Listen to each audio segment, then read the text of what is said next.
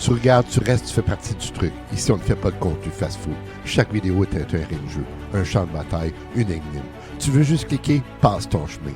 Tu veux comprendre, rire, cogner, réfléchir, alors reste jusqu'au bout. Et si t'es encore là à la fin, t'es pas juste un abonné, t'es un complice. Bonjour, bienvenue à Gilles la Presse. Aujourd'hui, le système de santé au Québec. Pourquoi ça ne fonctionne plus?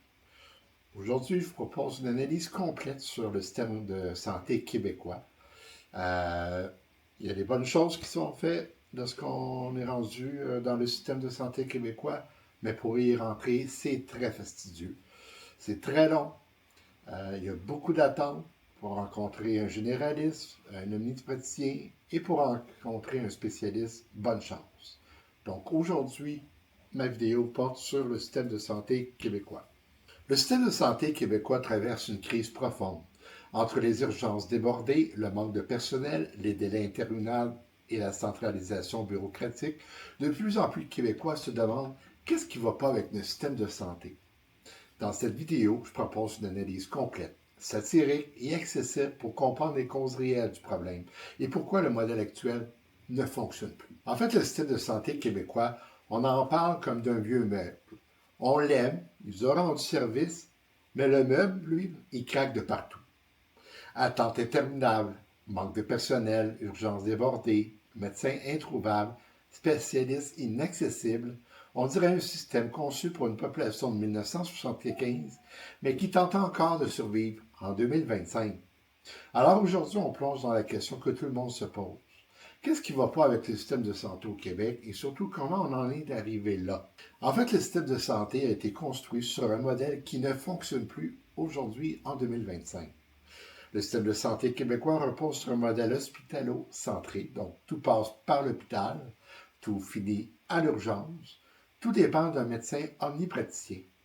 Alors, ce modèle fonctionnait quand la population était plus jeune, dans les années 70, quand les maladies chroniques étaient rares et quand les médecins étaient nombreux. Aujourd'hui, la population vieillit, les maladies chroniques explosent et les médecins sont débordés. Le résultat, c'est que le système de santé est saturé, lent, rigide et incapable de s'adapter à la réalité moderne. Alors, le premier constat, c'est qu'il manque de personnel. Il y a une pénurie de personnel. On manque de tout, sauf de besoin. Les infirmières, préposés, médecins, spécialistes, travailleurs sociaux.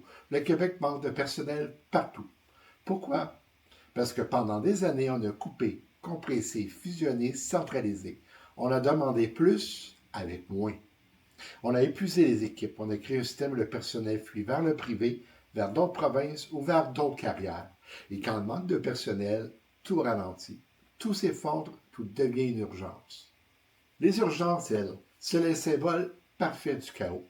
Les urgences québécoises sont devenues un baromètre national. Quand ça déborde, on le sait tous. Quand ça va mal, c'est partout que ça va mal. Pourquoi les urgences débordent? Parce que tout le système en amont est bloqué. Il n'y a pas de médecin de famille, il n'y a pas d'accès rapide aux cliniques, il n'y a pas de spécialistes disponibles, il n'y a pas de lit en CHSLD et il n'y a pas de soins en domicile. Alors les gens, eux, ce qu'ils font, se tournent vers les seules avenues qui restent encore ouvertes. L'urgence de l'hôpital. Même si ce n'est pas urgent, même si ce n'est pas le bon endroit, parce que, en réalité, c'est le seul endroit. L'autre aspect important, c'est le manque d'accès aux médecins de famille. Un médecin de famille au Québec, c'est devenu un privilège. Si tu en as un, garde-le. Si tu en veux un, bonne chance. Plus d'1 million de Québécois n'en ont pas. Pourquoi? Parce que le modèle repose sur un nombre limité de médecins omnipraticiens qui doivent tout faire. Ils doivent faire le suivi, ils doivent faire la prévention, ils doivent s'occuper des maladies chroniques, des urgences mineures, de la paperasse et de la gestion clinique. C'est un modèle impossible à soutenir quand les médecins sont débordés. Les patients se trouvent dans le vide. Les spécialistes, eux, bienvenue dans le labyrinthe pour en trouver un spécialiste. Moi, j'ai besoin d'un dermatologue et je dois payer beaucoup d'argent pour faire affaire parce qu'en fait, le système public, pour fournir un dermatologue, les dermatologues sont très difficiles à trouver parce qu'ils préfèrent finalement aller au privé, là où ça coûte, c'est plus intéressant, avec, avec une pratique plus intéressante et qui font beaucoup d'argent. Et puis, effectivement, je vous le confirme, aller au privé, comme je fais pour un dermatologue, c'est extrêmement dispendieux. On passe d'une consultation de moins de 5 minutes pour environ 250 à 300 dollars de l'heure.